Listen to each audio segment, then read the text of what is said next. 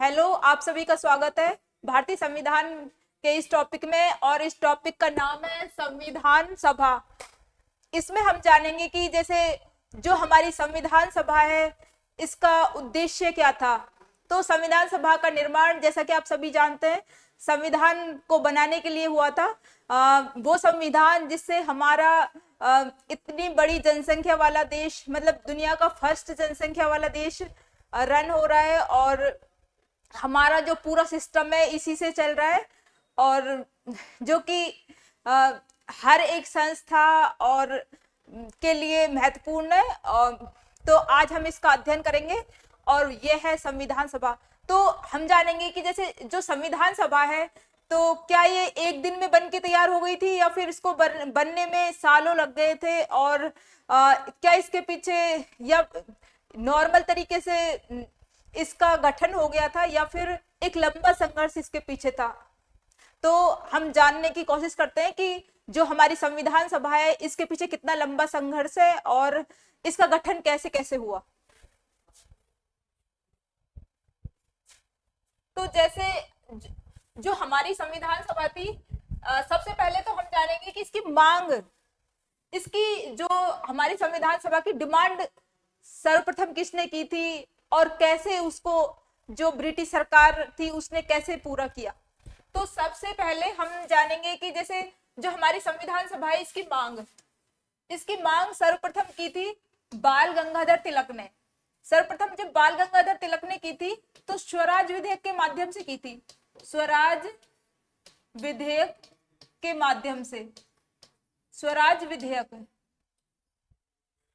जो बाल गंगाधर तिलक जी थे, वो एक बिल लेके आए, स्वराज होम रूल बिल।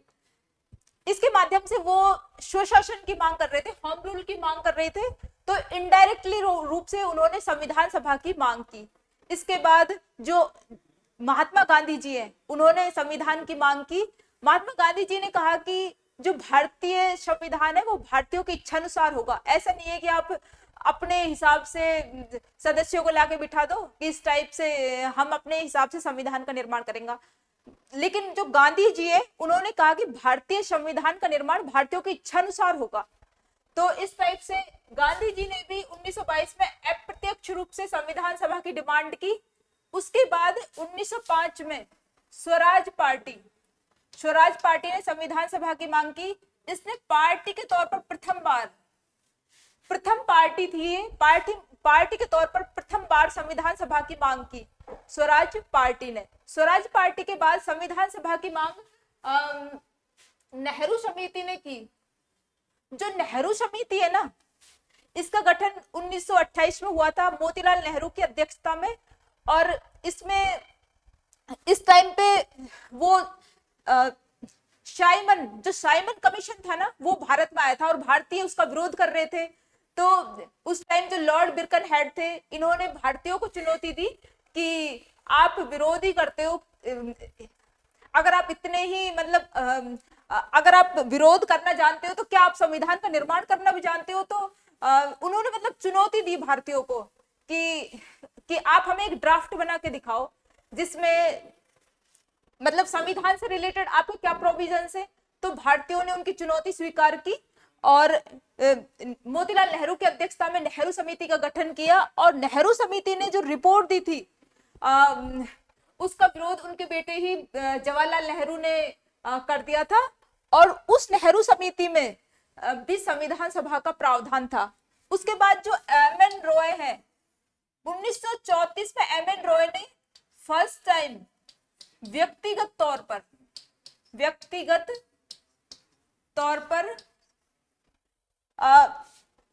1934 में एम.एन. रॉय ने प्रथम बार व्यक्तिगत तौर पर संविधान सभा की मांग की। उसके बाद 1935 में कांग्रेस पार्टी ने संविधान सभा की मांग की। और इसके बाद जो पंडित जवाहरलाल नेहरू थे, पंडित जवाहरलाल नेहरू ने 1938 में संविधान, जो कांग्रेस है, कांग्रेस के प्रतिनिधि के तौर पर संविधान सभा की मांग की थी। लेकिन इन्होंने संविधान सभा के लिए 2 पॉइंट मतलब एक्स्ट्रा ऐड किए। इन्होंने बोला कि जो हमारी संविधान सभा है, वो प्रत्यक्ष रूप से डायरेक्ट इलेक्शन के माध्यम से चुनी जानी चाहिए, और इलेक्टेड होनी चाहिए, मतलब प्रत्यक्ष रूप से निर्वाचित संविधान सभा होनी चाहिए। तो इन्होंने दो बातें जोड़ी, एक तो इन्होंने डायरेक्ट इलेक्शन की बात की, डायरेक्ट इलेक्शन की बात की, और एक सार्वभौमिक वयस्क मतदान की बात की कि जो हमारी संविधान सभा है वो प्रत्यक्ष रूप से निर्वाचित होनी चाहिए सार्वभौमिक वयस्क मतदान के द्वारा, है ना। तो इसके बाद अब हम देखेंगे कि अंग्रेजों जब जो द्वितीय विश्व युद्ध का टाइम पीरियड चल रहा था, मींस स्टार्ट ही होने वाला था, तो उस टाइम अंग्रेजों के ऊपर दबाव था कि वो सभी देश मतलब कि भारतीय भी उस युद्ध में मतलब अंग्रेजों की का सहयोग करे। इसलिए उन्होंने कहा कि भारतीयों को भाई कुछ तो लालच देना ही होगा। तो उन्होंने कि इस टाइम भारतीय संविधान सभा की डिमांड कर रहे थे, तो उन्होंने भारतीयों को एक लालच देने के लिए अगस्त प्रस्ताव भेजा भारतीयों के लिए कि भाई हम आपको, आप युद्ध में हमारा सहयोग करो और हम आपको डोमिनियन स्टेटस का दर्जा दे देंगे, कि हम आपको डोमिनियन स्टेटस का दर्जा दे देंगे।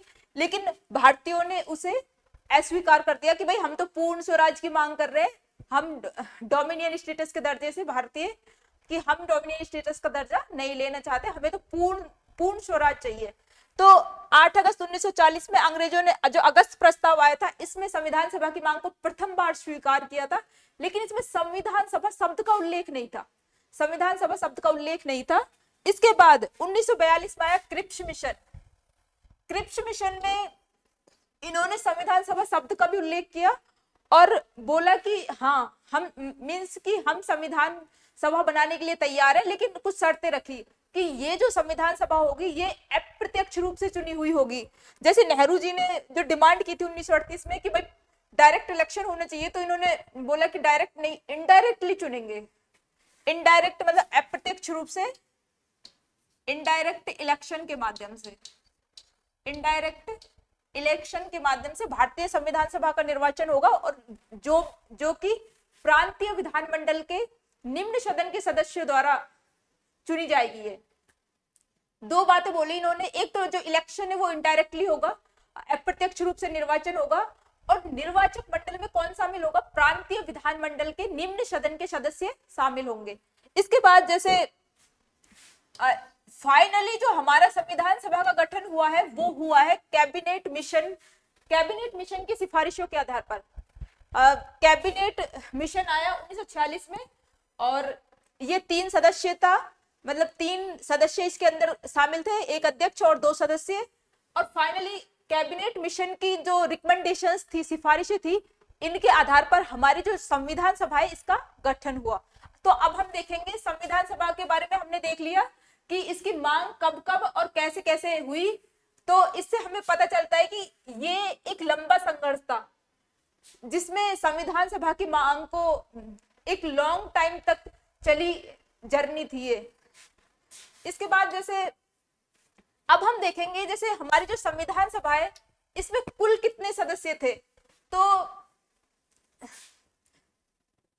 ये जो इसमें डिसाइड किया था कि जो प्रति 10 लाख की जनसंख्या पे एक प्रतिनिधि निर्वाचित किया जाएगा। कितनी जनसंख्या पे?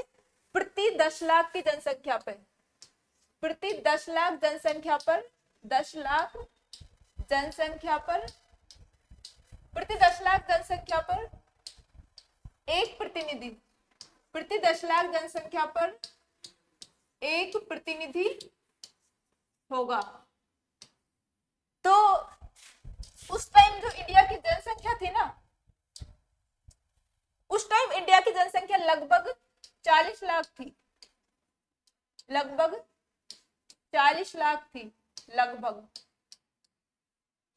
तो 10 लाख की प्रति 10 लाख की जनसंख्या पर एक प्रतिनिधि चुना गया था, और इस टाइम इंडिया की जो जनसंख्या थी लगभग 40 लाख के करीब थी।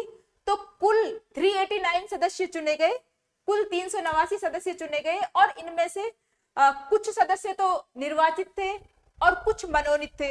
तो जैसे क्वेश्चन आए कि भाई संविधान सभा के जो सदस्य थे वो पूर्णतः निर्वाचित थे या पूर्णतः मनोनीत थे, तो ना तो वो पूर्णतः निर्वाचित थे ना वो मनोनीत थे, वो दोनों का मिक्सचर रूप था, निर्वाचित भी थे और मनोनीत भी थे।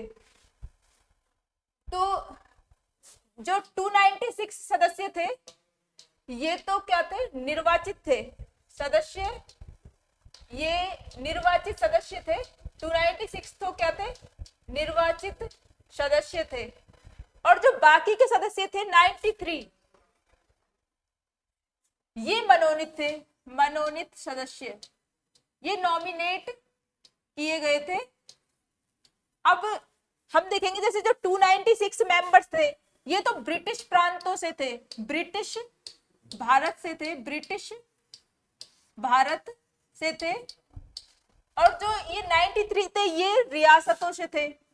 तो हमने देखा कि कुल 389 मेंबर्स थे और इसमें से 296 तो ब्रिटिश भारत से थे। ब्रिटिश भारत से थे मींस जो जैसे जो ब्रिटिशर्स, जो अंग्रेज जैसे भारत पे शासन कर रहे थे, तो ये तो 296 जो सदस्य आए थे ये तो ब्रिटिश भारत के डायरेक्ट कंट्रोल में थे, उन इलाकों से आए थे जो कि मतलब जो ब्रिटिश महारानी थी उसके डायरेक्ट कंट्रोल में थे।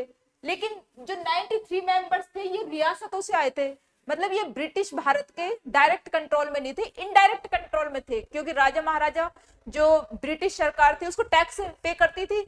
लेकिन ये इस और यहाँ से जो मेंबर आए थे ना राजा महाराजा, भाई इधर विधानमंडल तो था नहीं, तो विधानमंडल नहीं था तो इन्होंने यहाँ से नॉमिनेट करके सदस्य भेज दिए कि भाई ये फिक्स तो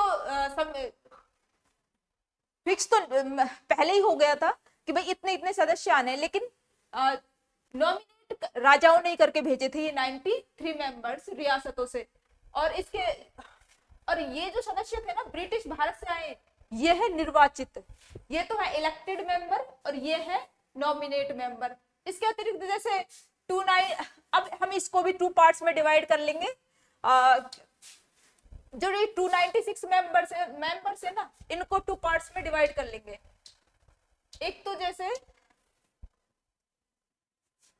ये जो 292 सदस्य हैं ये तो ब्रिटिश प्रांतों से हैं, और बचे हुए जो 4 सदस्य हैं ना ये है उच्चायुक्त प्रांतों से। कहां से है, ये है उच्चायुक्त प्रांतों से, और इनको हम याद करेंगे ABCD से। ये उच्चायुक्त प्रांत कौन से हैं, 3 ABCD, अजमेर, मेरवाड़ा, बलूचिस्तान, कुर्ग और दिल्ली। अजमेर, मेरवाड़ा, बलूचिस्तान, अजमेर, मेरवाड़ा, अजमेर, बलूचिस्तान जो कि वर्तमान में पाकिस्तान में है, बलूचिस्तान, कुर्ग जो कि वर्तमान में कर्नाटक में है, और इसके अतिरिक्त है दिल्ली। तो ये 4 सदस्य आए थे उच्चायुक्त प्रांतों से, और वो है अजमेर, मेरवाड़ा, बलूचिस्तान, कुर्ग और दिल्ली। इनको हम ABCD के रूप में याद कर सकते हैं। इस टाइप से ये हमने देखे जो संविधान सभा में कुल कितने सदस्य थे और इनका डिवाइडेशन किस टाइप से किया गया। अब हम इसमें देखेंगे जैसे कुल सदस्यों में भी जैसे ये 292 सदस्य थे, तो इसमें ये मैक्सिमम कहाँ से आए थे, तो इसमें सबसे ज्यादा सदस्य आए थे, सबसे ज्यादा सदस्य जो संयुक्त प्रांत है ना जिसे वर्तमान में यूपी कहा जाता है, तो संयुक्त प्रांत से सबसे ज्यादा सदस्य थे। इधर से 55 सीटें थी, संयुक्त प्रांत से मैक्सिमम सदस्य थे, संयुक्त प्रांत से मैक्सिमम मेंबर थे, 55 सीटें थी इधर से, 55 सीटें। और सेकंड स्थान पे था मद्रास से 49 सीटें थी। तो इस टाइप से ये हो गया। और जो रियासतों से सबसे ज्यादा सदस्य थे मैसूर से, रियासतों से सबसे ज्यादा सदस्य कहां से थे, मैक्सिमम मेंबर थे मैसूर से, मैसूर रियासत से 7 मेंबर्स थे, 7 सदस्य। और राजस्थान में मैक्सिमम मेंबर कहां से थे, तो राजस्थान में मैक्सिमम मेंबर थे जयपुर से, राजस्थान में मैक्सिमम मेंबर थे जयपुर से, और वो है 3 सदस्य।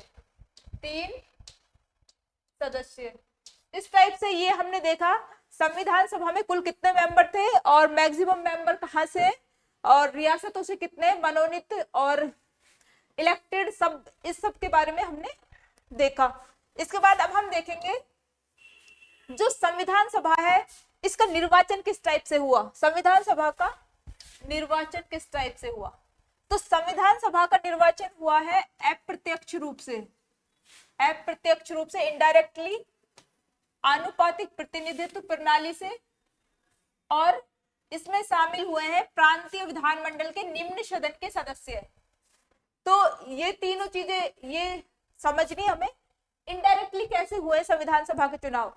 जैसे एक तो हम डायरेक्ट चुनते हैं, डायरेक्ट एमपी और एमएलए हम चुनते हैं डायरेक्ट, मतलब क्योंकि डायरेक्ट वोट करने जाते हैं, तो ये तो हो गया डायरेक्ट इलेक्शन।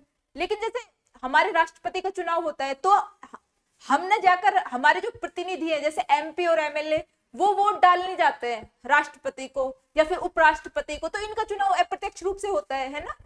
तो ये हो गया, जैसे हमारे जो राष्ट्रपति या उपराष्ट्रपति का चुनाव होता है ना, उपराष्ट्रपति या राष्ट्रपति का चुनाव, उसमें वोट डालने जाते हैं एमपी या एमएलए, एमपी या एमएलए। तो ये इस टाइप से अप्रत्यक्ष रूप से चुनाव हो रहा है। इसी टाइप से हमारे संविधान सभा का चुनाव भी अप्रत्यक्ष रूप से हुआ था। और उसमें जो हमारे प्रांतीय विधानमंडल है, जैसे वर्तमान में उस टाइम तो नहीं थी, लेकिन हम एज्यूम कर लेते हैं, जैसे वर्तमान में हमारे राजस्थान है, तो राजस्थान में विधानमंडल है, विधानमंडल में जैसे 2 सदन होते हैं, एक तो विधान परिषद और एक होता है विधानसभा। तो जो विधानसभा है ना, वो तो निम्न सदन है और विधान परिषद उच्च सदन है। तो इस टाइप से जो प्रांतीय विधानमंडल के भी जो निम्न सदन के सदस्य थे ना, वो सब इसमें शामिल हुए थे संविधान सभा के निर्वाचन में। तो ये हमने समझा कि निर्वाचन में प्रांतीय विधानमंडल के निम्न सदस्य शामिल हुए थे, और जो निर्वाचन है वो इनडायरेक्टली हुआ, अप्रत्यक्ष रूप से। इसके अतिरिक्त जैसे अब जो उस टाइम क्या था, जो धर्म के आधार पर ना, भारत में धर्म भी एक बड़ा मुद्दा था, तो धर्म के आधार पर भी सीटों को डिवाइड किया जाना था कि भाई, और सभी धर्मों को एक सही प्रतिनिधित्व भी देना था, एक उचित प्रतिनिधित्व देना था। तो उसके लिए 3 श्रेणियां बनाई गई, मुस्लिम, सिख और सामान्य की, मुस्लिम, सिख और सामान्य की। जो मुस्लिम थे ना, इनके लिए तो 78 सीटें आरक्षित की गई थी, इनके लिए 78 सीटें रिजर्व की गई थी, और सिखों के लिए 4 सीटें आरक्षित की गई थी, 4 सीटें। और जो सामान्य थे ना, इनके लिए 210 सीटें आरक्षित की गई थी। सामान्य में जैसे कौन कौन शामिल थे, इसमें हिंदू,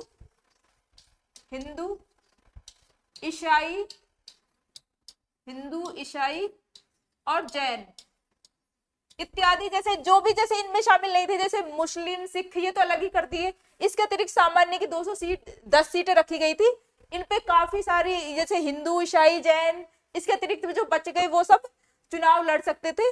तो ये इस टाइप से तीन कैटेगरीज में इसको डिवाइड कर दिया। अब जैसे जो रिजल्ट आए संविधान सभा के चुनाव के, तो उसमें क्या हुआ, उसमें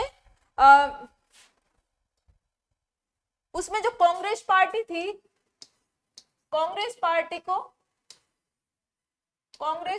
208 सीटें प्राप्त हुई, 208 सीटें प्राप्त की इसने। और जो मुस्लिम लीग है, मुस्लिम लीग को 73 सीटें मिली, 73 सीटें प्राप्त हुई। और जो निर्दलीय थे, उनको निर्दलीय को 8 सीटें मिली, 8। और जो बाकी की सीटें थी, वो जैसे 7 अन्य पार्टियों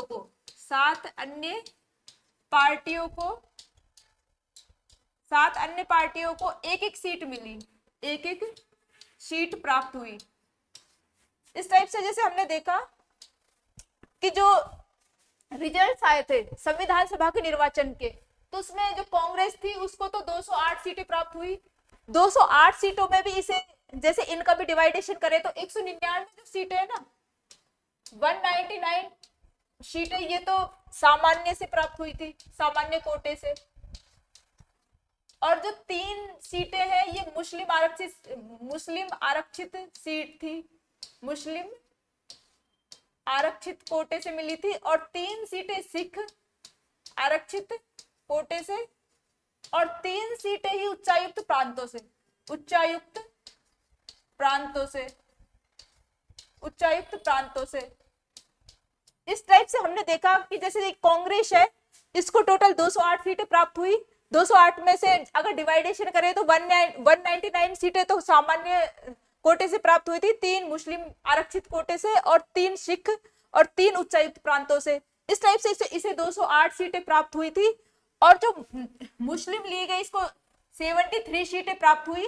तो जिन्ना ने मुस्लिम लीग को इन्हें मतलब ये हतोत्साहित हुए कि भाई हमें कम सीटें प्राप्त हुई है। तो इसके बाद ही चुनाव के ठीक बाद ही रिजल्ट के बाद तुरंत इसका बहिष्कार कर दिया संविधान सभा का मुस्लिम लीग ने।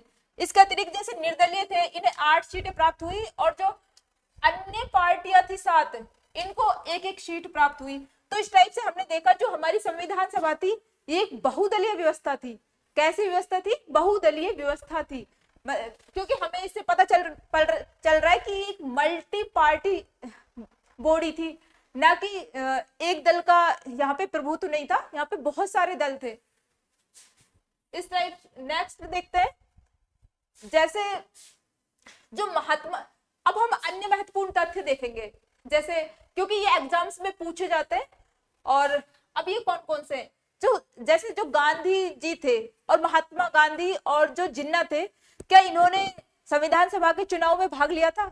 तो इसका आंसर होगा नहीं, इन्होंने संविधान सभा का चुनाव ही नहीं लड़ा, भाग ही नहीं लिया चुनाव में। महात्मा गांधी और मोहम्मद अली जिन्ना ने संविधान सभा के चुनाव में भाग ही नहीं लिया था। और जो जयप्रकाश नारायण और जो तेज बहादुर सप्रू थे इन्होंने संविधान सभा के चुनाव में भाग तो लिया था लेकिन त्याग पत्र दे दिया था। संविधान सभा के चुनाव में तो भाग लिया लेकिन त्याग पत्र दे दिया। इसके बाद जैसे इन दोनों ने तो चुनाव में ही भाग नहीं लिया था, महात्मा गांधी और मोहम्मद अली जिन्ना ने संविधान सभा के चुनाव में भाग ही नहीं लिया, चुनाव में भाग नहीं लिया। और जयप्रकाश नारायण और तेज बहादुर सप्रू ने त्याग पत्र दे दिया था, त्याग पत्र दे दिया। उसके बाद जो बी.आर. अम्बेडकर थे, बी.आर. अम्बेडकर पहले पूर्वी बंगाल से निर्वाचित थे, पूर्वी बंगाल से निर्वाचित थे। बी.आर. अम्बेडकर जी जो थे ये पहले आजादी से पहले पूर्वी बंगाल से निर्वाचित थे, लेकिन क्या हुआ कि आजादी के बाद इनकी जो सीट थी वो पाकिस्तान के खाते में चली गई। फिर ये उसके बाद क्योंकि ये एक संविधान के सभा के एक महत्वपूर्ण सदस्य थे तो इसलिए इनको जो पूना संसदीय सीट से निर्वाचित किया गया, जो कि एम.आर. जैकर वहां पे थे पहले। एम.आर. जैकर से त्यागपत्र लेके जो हमारे बी.आर. अम्बेडकर जी हैं उनको वहां से निर्वाचित किया गया पूना संसदीय सीट से, पूना संसदीय सीट से एम.आर. जैकर की जगह एम.आर. जैकर जी ने त्याग पत्र दिया और उनकी जगह पे जो हमारे बी.आर. अम्बेडकर जी है जो कि संविधान सभा के एक बहुत ही महत्वपूर्ण सदस्य है, उनको वहां से निर्वाचित किया गया पूना से।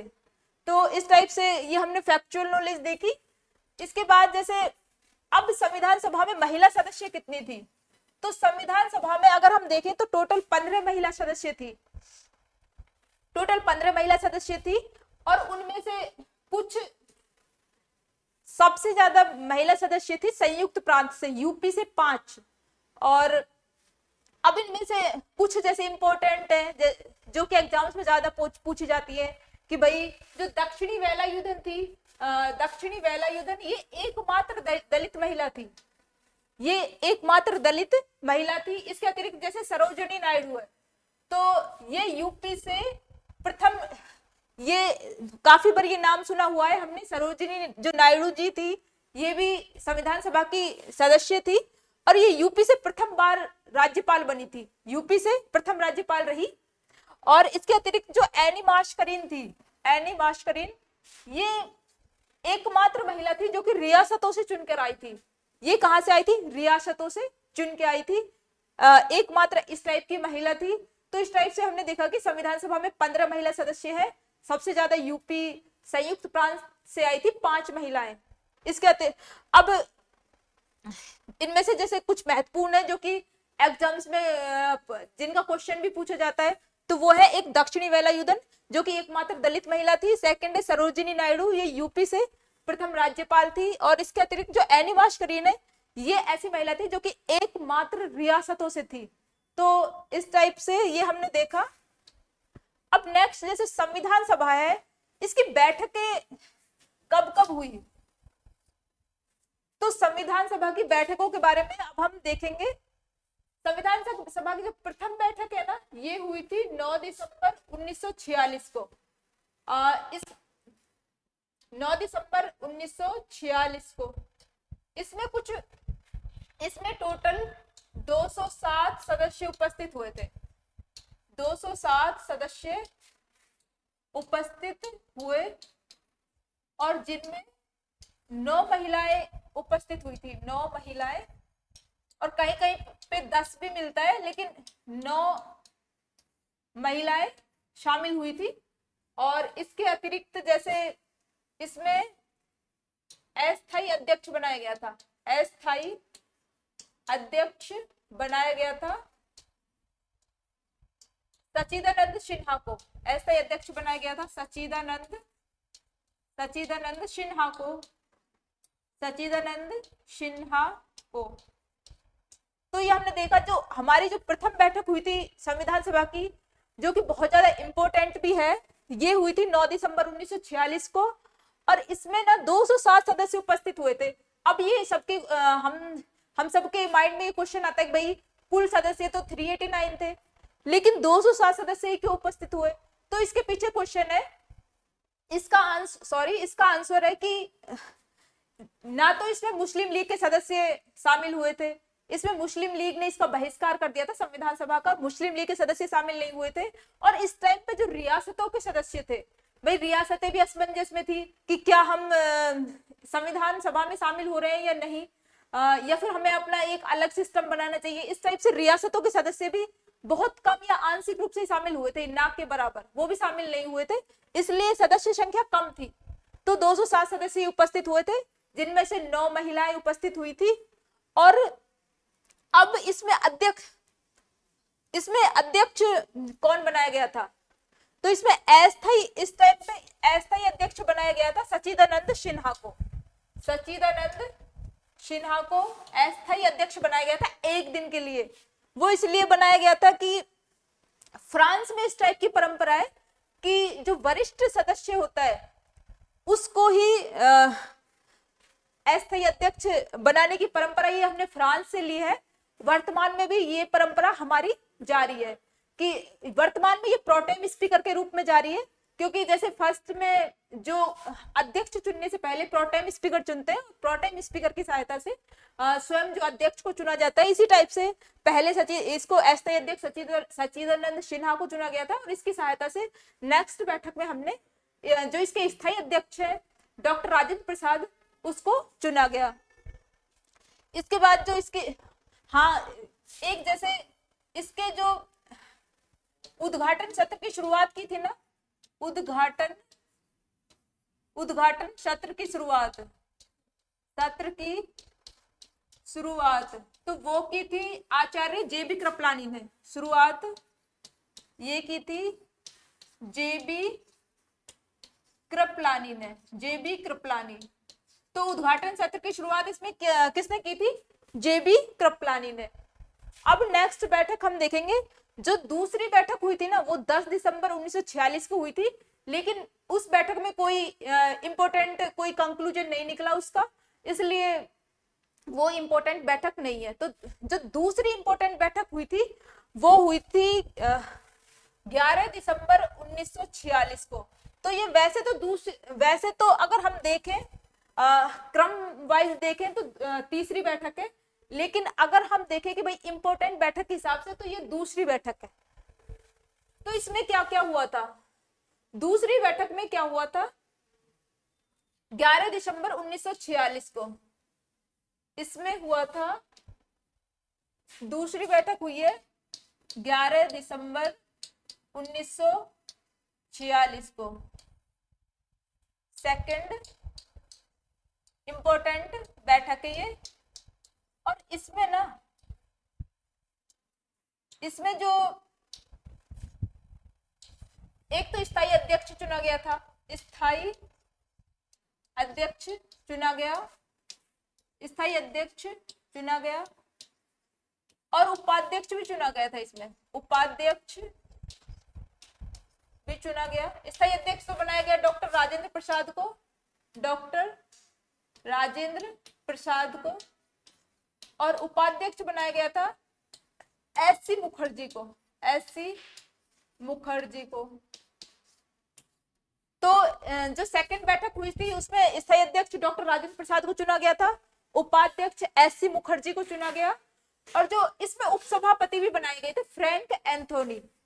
इसमें उपसभापति भी बनाए गए थे, मनोनीत थे उपसभापति, उपसभापति भी बनाए गए फ्रैंक एंथोनी, फ्रैंक एंथोनी। इसके बाद क्या हुआ था, जो बी.एन. राव थे ना, बी.एन. राव, बी.एन. राव को संवैधानिक सलाहकार बनाया गया, संवैधानिक सलाहकार बनाया गया, संवैधानिक सलाहकार बनाया गया। जो बी.एन. राव जी थे, बी.एन. राव को संवैधानिक सलाहकार बनाया गया था, और क्योंकि इन्होंने जो इससे पहले जो बर्मा है, वर्तमान में जिस देश का नाम म्यांमार है, तो बर्मा का जो संविधान निर्माण का एक्सपीरियंस भी था इन्हें, क्योंकि इन्होंने पहले बर्मा के संविधान निर्माण में सहयोग किया था, तो इन्हें संवैधानिक सलाहकार बनाया गया। और इसके बाद इन्होंने संविधान, जो संविधान होता है उसका प्रथम प्रारूप भी तैयार किया था। तो क्वेश्चन आता है कि संविधान सभा का प्रथम प्रारूप किसने, संविधान का प्रथम प्रारूप किसने तैयार किया था, तो इसका आंसर होगा कि संविधान का जो प्रथम प्रारूप तैयार किया है वो किया है बी.एन. राव ने।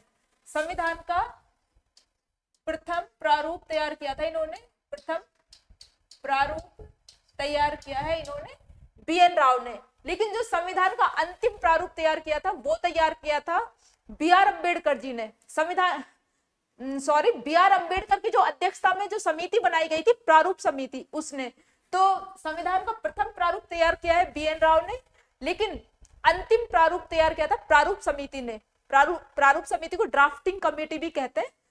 तो ये हमने देखा। फिर जैसे नेक्स्ट अब देखेंगे हम तीसरी इंपॉर्टेंट बैठक थी जो कि 13 दिसंबर को हुई थी। वैसे अगर हम क्रम वाइज देखें तो ये पांचवी बैठक है, लेकिन अगर इंपॉर्टेंट तरीके से देखें तो इंपॉर्टेंट ये तीसरी बैठक थी, 13 दिसंबर 1946 को हुई थी। और इसका महत्वपूर्ण परिणाम क्या था, इसका परिणाम था उद्देश्य प्रस्ताव, उद्देश्य प्रस्ताव, ऑब्जेक्टिव रिजोल्यूशन, उद्देश्य प्रस्ताव, जो कि पंडित जवाहरलाल नेहरू ने पेश किया था, पंडित जवाहरलाल नेहरू ने पेश किया था।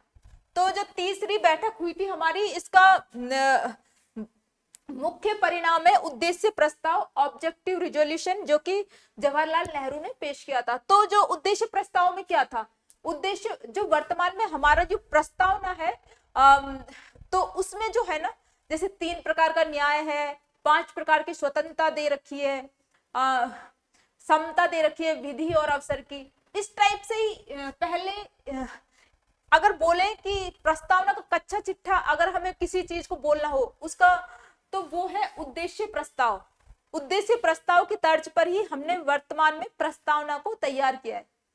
तो यह है उद्देश्य प्रस्ताव, और इसीलिए ही प्रस्तावना को उद्देशिका के नाम से भी जाना जाता है। तो ये हमने उद्देश्य प्रस्ताव देखा। उद्देश्य प्रस्ताव में 2-3 चीजें इंपॉर्टेंट थी। एक तो जैसे इसमें जो अवशिष्ट विषय थे वो प्रांतों को दिए गए थे। तो अवशिष्ट विषय प्रांतों को क्यों दिए गए थे इसमें, इसमें इसलिए दिए गए थे क्योंकि जैसे जो मोहम्मद अली जिन्ना थे वो अलग देश की डिमांड कर रहे थे, तो उनको खुश करने के लिए कि क्या पता ये मान जाए और प्रांतों को अधिक स्वायत्तता दे और अवशिष्ट जो शक्तियां हैं उन्हें भी प्रांतों को दे तो उन्हें शांत किया जा सकता है। इसलिए उनको लालच देने के लिए प्रांतों को अधिक स्वायत्तता दे रहे थे और अवशिष्ट शक्तियां भी प्रांतों को ही दे रहे थे उद्देश्य प्रस्ताव के हिसाब से। लेकिन जब देश का जब डिवाइडेशन हो गया तो अवशिष्ट शक्तियां केंद्र सरकार को ही दी गई है वर्तमान में। तो ये हमने उद्देश्य प्रस्ताव के बारे में मोटा मोटा देखा। उद्देश्य प्रस्ताव के बाद अब हम देखेंगे संविधान सभा की समितियां। संविधान सभा की कुल 22 समितियां थी, कुल 22 समितियां बनी थी, कुल 22 समितियां बनी, जिनमें से इंपोर्टेंट 8 ही समितियां हैं। इंपोर्टेंट कितनी समितियां हैं दोस्तों? 8। इनमें से 8 समितियां इंपोर्टेंट है, 8 समिति इंपोर्टेंट है। और वो कौन कौन सी हैं? तो वो है, जैसे एक तो है संघ संविधान समिति, ये एग्जाम्स में डायरेक्ट पूछी जाती है, समितियां दे दी जाती है और उनके अध्यक्ष का नाम पूछा जाता है कि भाई ये समिति है। और ऑब्जेक्टिव टाइप क्वेश्चंस में 4 समितियां, 4 अध्यक्ष के नाम दे देंगे और उनमें से एक डिसाइड करना है। तो इनके अध्यक्ष का नाम हमें पता होना चाहिए। जैसे ये संघ संविधान समिति, संघ शक्ति समिति और भारतीय राज्यों के लिए समिति, इनके अध्यक्ष थे पंडित जवाहरलाल नेहरू। इसके अध्यक्ष कौन थे? पंडित जवाहरलाल नेहरू। इसके बाद जैसे प्रांतीय संविधान समिति, इसके अध्यक्ष थे सरदार पटेल। प्रांतीय संविधान समिति, इसके अध्यक्ष थे सरदार जो पटेल है। और इसके अतिरिक्त जैसे कुछ समितियां थी, जैसे एक तो मूल अधिकार समिति, अल्पसंख्यकों से संबंधित समिति, जनजातीय क्षेत्र समिति, इस टाइप से एक समिति बनाई गई। और इसके अंडर में भी कुछ समितियों का, कुछ उप समितियों का गठन किया गया था, क्योंकि जैसे इनकी सहायता के लिए जो पटेल जी थे, इनके संरक्षण में ये समितियों का गठन किया गया था और उप समितियां बनाई गई थी। जैसे मूल अधिकार उप समिति बनाई गई थी, उसके अध्यक्ष जेबी कृपलानी को बनाया गया। अल्पसंख्यक संबंधी समिति बनाई गई थी, उसके अध्यक्ष एससी मुखर्जी को बनाया गया। इस टाइप से कुछ उप समितियों का भी गठन किया गया था। और इसके अतिरिक्त जैसे ये प्रक्रिया नियम समिति है, संचालन समिति है, देशी रियासत समझौता समिति है और राष्ट्र ध्वज के लिए तदर्थ समिति है, एडहॉक कमेटी। तो इनके अध्यक्ष कौन थे? ये पेयर में देख रहे हैं हम, जिससे कि ये एक साथ हमें पता चल जाए कि भाई जैसे इन चारों समितियों के अध्यक्ष कौन थे? Doctor Rajendra Prasad, doctor Rajendra Prasad, doctor Rajendra Prasad. तो ये हमने देखा, ये कुछ इंपोर्टेंट समितियां हैं। जैसे संघ संविधान समिति है, संघ शक्ति समिति, भारतीय राज्यों के लिए समिति, इनके अध्यक्ष तो पंडित जवाहरलाल नेहरू है। प्रांतीय संविधान समिति के अध्यक्ष पटेल है। और जैसे प्रक्रिया नियम समिति है, संचालन समिति है, क्योंकि डॉक्टर राजेंद्र प्रसाद संविधान सभा के अध्यक्ष भी थे, तो संविधान सभा में सारी प्रक्रियाएं नियम बनाने का काम इनका ही था, तो इसलिए प्रक्रिया नियम समिति के अध्यक्ष इन्हें बनाया गया। संविधान सभा का संचालन ये करते थे, तो अध्यक्ष इन्हें बना दिया गया। फिर देशी रियासतों से समझौता करने वाली जो समिति थी, उसके अध्यक्ष भी डॉक्टर राजेंद्र प्रसाद को ही बनाया गया। इसके अतिरिक्त जैसे जो राष्ट्र ध्वज के लिए एक एडहॉक कमेटी बनाई गई थी, इसके अध्यक्ष भी डॉक्टर राजेंद्र प्रसाद को ही बनाया गया। तो ये हमने कुछ समितियां देखी। इनके अतिरिक्त ये है समितियों की समिति महासमिति, जो हमारी प्रारूप समिति है, ये सबसे बड़ी और इम्पोर्टेंट समिति है। और इसके अध्यक्ष थे भीमराव अंबेडकर जी, भीमराव अंबेडकर जी। और इसका गठन हुआ था 29 अगस्त 1947 को, 29 अगस्त 1947 को इसका गठन हुआ प्रारूप समिति का। अब इसमें एक अध्यक्ष और 6 सदस्य थे, एक अध्यक्ष और 6 सदस्य थे प्रारूप समिति में, तो 7 हो गए। इसके अध्यक्ष भीमराव अंबेडकर जी है अब सदस्य कौन कौन से इसके, तो सदस्य देखेंगे हम इसके, जैसे एन गोपाल स्वामी अयंगर है, अल्लादी कृष्ण स्वामी अय्यर है, मोहम्मद सादुल्ला है, कन्हैया लाल माणिक्यलाल मुंशी जी हैं इसके सदस्य। इसके अतिरिक्त जैसे एन माधव राव और टीटी कृष्णाचारी भी इसके सदस्य हैं। जो ये टीटी कृष्णाचारी है ना, ये वीटी कृष्णाचारी से अलग है। वीटी कृष्णाचारी अलग नेम है। जो वीटी कृष्णाचारी है ना, वीटी कृष्णामाचारी, ये तो राजस्थान से थे, राजस्थान में जयपुर रियासत से भेजे गए थे संविधान सभा में। तो वीटी कृष्णाचारी अलग है और टीटी कृष्णाचारी प्रारूप समिति के सदस्य हैं जो ये थे। अब हम देखेंगे जैसे कांग्रेस से कौन से सदस्य थे इसमें, तो जो के एम मुंशी थे ना, मूलतः तो एक वो ही थे कांग्रेस के सदस्य इस प्रारूप समिति में। के एम मुंशी मूलतः तो यही थे कांग्रेस से, के एम मुंशी ये थे कांग्रेसी। बाद में जैसे जो टीटी कृष्णाचारी आए थे, ये भी कांग्रेस से ही थे, लेकिन ये डीपी खेतान की जगह पे आए थे। डीपी खेतान की मृत्यु हो गई थी तो उसके स्थान पे टीटी कृष्णाचारी को नियुक्त किया गया था। और एन माधव राव आए थे बीएल मित्र की जगह। बीएल मित्र के कुछ हेल्थ इश्यूज हो गए थे, इसलिए उन्होंने त्यागपत्र दे दिया, तो उनकी जगह एन माधव राव आए थे और टीटी कृष्णाचारी डीपी खेतान की जगह। इस टाइप से ये हमने देखी प्रारूप समिति। अब जो प्रारूप समिति है, जो प्रारूप समिति थी, इसने ना 60 कम से कम 60 देशों के संविधानों का अध्ययन किया था। 60 देशों के संविधानों के अध्ययन करके इसने भारतीय संविधान का प्रारूप तैयार किया था। अब इसने जो प्रारूप तैयार किया उसको संविधान सभा के समक्ष पेश किया। संविधान सभा ने इस प्रारूप को, जो 3 रीडिंग्स होती हैं, 3 पठन में पारित किया था।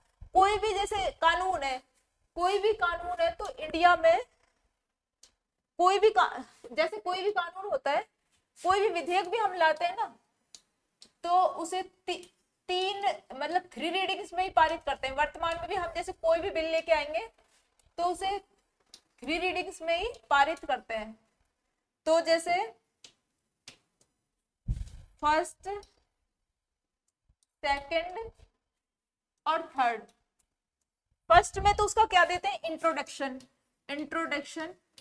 ये तो उसका इंट्रोडक्शन देते हैं, इंट्रोडक्शन। सेकंड, उसमें डिटेल से चर्चा होती है, सबसे ज्यादा टाइम इसी में ही लगता है। और थर्ड, उसको पारित करने के लिए लाया जाता है, तो बहुत कम टाइम में ही हो जाता है। पारित करने के लिए लाया जाता है। इस टाइप से ये हमने देखा कि जैसे वर्तमान में भी कोई भी विधेयक हो तो उसमें उसको 3 रीडिंग्स में ही पारित किया जाता है, 3 पठन में पारित किया जाता है। फर्स्ट में तो इंट्रोडक्टरी पार्ट होता है, उसका इंट्रोडक्शन दिया जाता है। सेकंड में उसपे डिटेल से चर्चा होती है, इस सबसे ज्यादा टाइम भी इसी में ही लगता है। थर्ड, उसको पारित करना होता है तो उसको बहुत जल्दी, उसमें इतना ज्यादा टाइम नहीं लेते। इस टाइप से जो संविधान सभा का जो प्रारूप था, जो कि प्रारूप समिति ने संविधान सभा के समक्ष पेश किया था, तो उसे भी 3 रीडिंग्स में ही पारित किया गया था। तो पहली जो प्रथम पठन है ना, उसका प्रथम पठन ये हुआ था 4 नवंबर से 9 नवंबर 1949।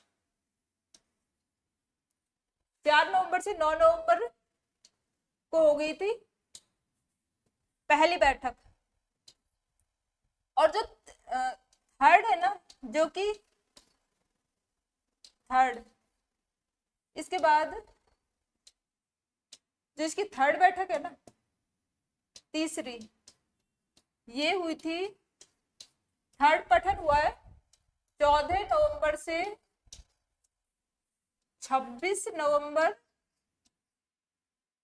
1949। तो ये है ना, 1949 में नहीं हुई, ये पहले ही हो गई थी, पहले ही हो गई थी 1948 में, है ना।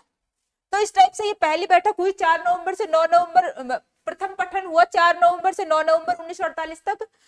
सेकंड पठन मतलब ये इसमें काफी ज्यादा टाइम लिया गया था, लगभग 1 साल का टाइम। और जो थर्ड इसका रीडिंग थी, थर्ड रीडिंग थी, इसमें टाइम ये सबसे ज्यादा इंपॉर्टेंट है क्योंकि ये 14 नवंबर से 26 नवंबर थी, और 26 नवंबर को इसे संविधान, हमारा जो संविधान है इसको 15 अनुच्छेदों को, इसके जो 15 अनुच्छेद थे वो पारित कर दिए थे 26 नवंबर 1949 को। 26 नवंबर 1949 की जो डेट है बहुत ज्यादा इंपॉर्टेंट है। इस दिन क्या क्या हुआ था, इस दिन क्या क्या हुआ था? इस दिन हुआ था, जैसे इस दिन एक तो संविधान को अंगीकृत, अधिनियमित और आत्मर्पित किया गया। अंगीकृत, अधिनियमित और आत्म अर्पित किया गया, आत्म अर्पित किया गया। इसी दिन ही जो संविधान है उसके 15 अनुच्छेद भी पारित किए गए, 15 अनुच्छेद पारित किए गए। इसके अतिरिक्त जैसे जो 26 नवंबर 1949 को संविधान के 15 अनुच्छेद पारित कर दिए गए, और शेष संविधान पारित किया गया था 26 जनवरी 1950 को। शेष संविधान पारित किया गया था, शेष संविधान लागू किया गया है 26 जनवरी 1950 को। तो भाई जब जो अनुच्छेद तुरंत लागू करने थे, जैसे जो 15 अनुच्छेद तुरंत लागू करने थे, जैसे नागरिकता से रिलेटेड है, और जैसे राष्ट्रपति के चुनाव से रिलेटेड, इलेक्शन कमीशन, क्योंकि तुरंत इलेक्शन कराने थे तो इलेक्शन कमीशन से रिलेटेड, तो इन्हें तो तुरंत पारित कर दिया गया 26 नवंबर 1949 को ही। लेकिन जैसे शेष संविधान है उसको 26 जनवरी 1950 को पारित किया गया। तो 26 जनवरी 1950 को क्यों पारित किया गया इसे? तो इसके पीछे एक इम्पोर्टेंट जो ऐतिहासिक घटना है, क्योंकि जो 26 जनवरी 1930 को जो 1929 को लाहौर अधिवेशन हुआ था, जिसके अध्यक्ष पंडित जवाहरलाल नेहरू थे, तो इन्होंने रावी नदी के तट पर एक शपथ ली थी कि नेक्स्ट ईयर से 1930 से हम 26 जनवरी को क्या करेंगे, स्वतंत्रता दिवस मनाएंगे। तो इसी ऐतिहासिक घटना को याद रखने के लिए हमने, क्योंकि स्वतंत्रता दिवस तो 15 अगस्त 1947 को हो गया था, तो 26 जनवरी को याददाश्त दिवस बनाने के लिए हमने इस दिन गणतंत्र दिवस मनाया। 26 जनवरी 1950 को हमारा संविधान पूरे तरीके से लागू किया गया, और इसी दिन, क्योंकि जैसे 24 जनवरी 1950 को हमारी संविधान सभा की अंतिम बैठक हुई थी। 24 जनवरी 1950 को संविधान सभा की क्या थी, अंतिम बैठक थी, और इसी दिन संविधान सभा को भंग कर दिया गया था। संविधान सभा की अंतिम बैठक थी, और इसी दिन संविधान सभा को क्या कर दिया गया था, भंग भी कर दिया गया था। लेकिन वो विधायिका के रूप में काम करती रही थी 1952 तक। 1952 तक वो विधायिका के रूप में काम करती रही। संविधान सभा की अंतिम बैठक थी 24 जनवरी 1950 को, और इसी दिन संविधान सभा को भंग कर दिया गया, और लेकिन वो विधायिका के रूप में काम करती रही थी 1952 तक। तो इस दिन क्या हुआ था, 24 जनवरी 1950 को जो हमारे हम भारत के प्रथम राष्ट्रपति डॉक्टर राजेंद्र प्रसाद, उन्हें राष्ट्रपति के रूप में प्रथम राष्ट्रपति चुने गए थे। ये प्रथम प्रेसिडेंट डॉक्टर राजेंद्र प्रसाद को चुना गया। विधिवत रूप से 24 जनवरी 1950 को भारत के प्रथम राष्ट्रपति डॉक्टर राजेंद्र प्रसाद चुने गए थे, और 26 जनवरी 1950 को इनको शपथ दिलाई थी। तो ये हो गया हमारे संविधान के बारे में कुछ इंपॉर्टेंट फैक्ट हमने जाने हैं। इसके अतिरिक्त अब क्या बचा है, जैसे अब संविधान सभा की भूमिका में बदलाव। तो संविधान सभा की भूमिका में बदलाव कब आया? संविधान सभा की भूमिका में बदलाव आया 15 अगस्त 1947 को। 15 अगस्त 1947 को संविधान सभा की भूमिका में बदलाव आ गया। कैसे आया? क्योंकि अब संविधान सभा एक संप्रभु संस्था बन गई थी। कैसी संस्था बन गई? संप्रभु, सौवर्ण बॉडी बन गई है। क्योंकि पहले संप्रभु संस्था नहीं थी। क्यों नहीं थी? क्योंकि संप्रभु जो हमारी संविधान सभा थी, इसका गठन हुआ था कैबिनेट मिशन की सिफारिशों से। तो ये कैबिनेट मिशन की सिफारिशों से ही काम करती थी। लेकिन जैसे 15 अगस्त 1947 आया तो देश आजाद हो गया। आजाद हो गया तो कैबिनेट, तो हमारी जो संविधान सभा ये भी संप्रभु संस्था बन गई, क्योंकि अब यह कैबिनेट मिशन की सिफारिशों से मुक्त हो चुकी थी और अब ये स्वयं ही सर्वे सर्वा थी। अब इसकी जो नीतियां थी उन पे किसी बाहरी जो संस्था था उसकी हस्तक्षेप नहीं था। कैबिनेट मिशन की सिफारिशों से अब ये मुक्त हो चुकी थी, इसलिए अब ये बन गई एक संप्रभु संस्था। अब हमारी जो संविधान सभा एक संप्रभु संस्था बन गई, क्योंकि अब यह कैबिनेट मिशन की सिफारिशों से मुक्त भी हो गई थी और अब यह दोहरी भूमिका निभा रही थी। अब ये ड्यूल रोल में आ गई थी, दोहरी भूमिका निभाने लग गई थी। एक तो संविधान निर्माण करती थी और संविधान निर्माण के साथ साथ ये विधायिका के रूप में भी काम कर रही थी। विधायिका के रूप में भी काम कर रही थी। क्यों? जब ये संविधान निर्माण कर रही थी तो करती थी, तो इसके अध्यक्ष कौन थे? इसके अध्यक्ष हमने डॉक्टर राजेंद्र प्रसाद को बनाया था। तो उस टाइम इसकी अध्यक्षता करते थे डॉक्टर राजेंद्र प्रसाद, और जब ये विधायिका के रूप में काम करती थी तो उस टाइम इसकी अध्यक्षता करते थे जीवी मावलंकर। तो ये हमने देखा संविधान सभा की भूमिका में किस प्रकार बदलाव आया 15 अगस्त 1947 के बाद।